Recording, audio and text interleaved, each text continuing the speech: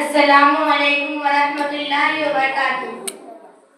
ہم وفادار ہو کر کے بدنام کیوں، ہم وفادار ہو کر کے بدنام کیوں، بے وفائی کا ہم پر یہ الزام کیوں۔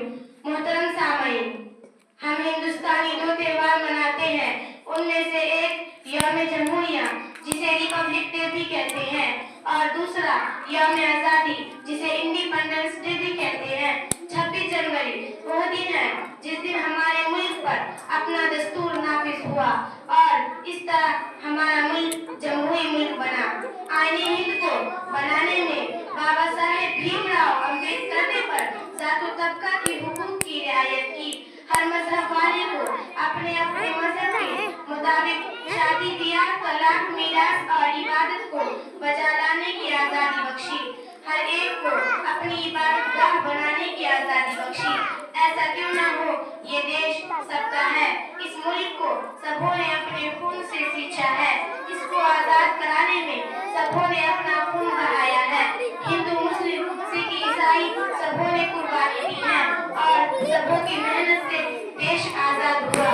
محترم سامعین، ہندوستان ایک چمن کے مانند ہے، یہ پھولوں کا گلدستہ جس میں ہر طرح کے پھول کھل رہے ہیں، کوئی لال تو کوئی گلابی، کوئی پیلا تو کوئی سفید، مگر سب پھول ہیں۔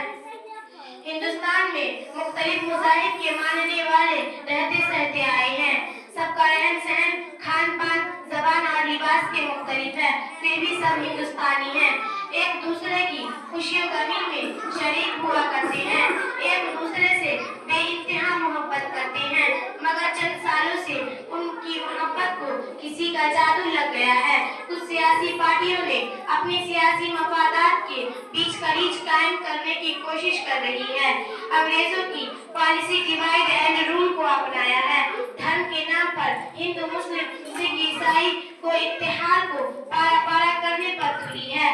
افسوسناک بات یہ ہے کہ آج اونچی کرسیوں پر بیٹھے لوگ بھید بھاؤ کرنے لگے ہیں، کوئی بھی محکمہ بھید بھاؤ سے پاک نہیں۔ ایک کمیونٹی کو بطور خاص نشانہ بنایا گیا ہے، موب لنچنگ عام ہو گیا ہے، آئے دن مختلف مقامات سے اس طرح کی خبر ملتی رہتی ہے، بے قصور اور نہتھے آدمی کو موت کے گھاٹ اتار دیا گیا ہے، تھوڑا بھی خیال نہیں کرتے ان کے بچوں کا کیا ہوگا، ان کی بوڑھی نہیں ماں کی دوا کون لائے گا، ان کی بیوی بچوں کی پرورش کون کرے گا۔ کیا وہ لوگ جو بے قصور اور نہتھے آدمی کی اس بنا پر کے وہ مسلمان ہیں اس کی لنچنگ کر رہے ہیں، مسلمانوں سے نفرت یا کسی سیاسی پارٹی کے اشارے پر ایسا کر رہے ہیں؟ کیا دنیا کا کوئی دھرم کسی کو ناحق قتل کرنے کی اجازت دیتا ہے؟ کیا ہندو دھرم میں انسان کا خون جانور کے خون سے سستا ہے؟ کیا ہندو دھرم میں کسی کو ناحق قتل کرنا خون کا کام ہے؟ کیا ہندو دھرم کا ایشور حکم دیتا ہے کہ زمین پر رہنے کا حق صرف ماننے والوں کو ہے؟ جہاں تک میں سمجھتی ہوں یہ تعلیم کسی دھرم میں نہیں دیا گیا ہے۔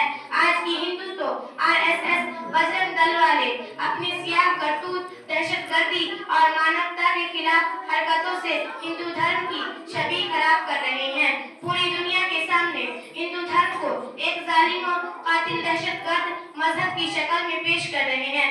اسی چند باتوں پہ میں اپنی تقریر ختم کرنا چاہتی ہوں ایک شعر کے ساتھ۔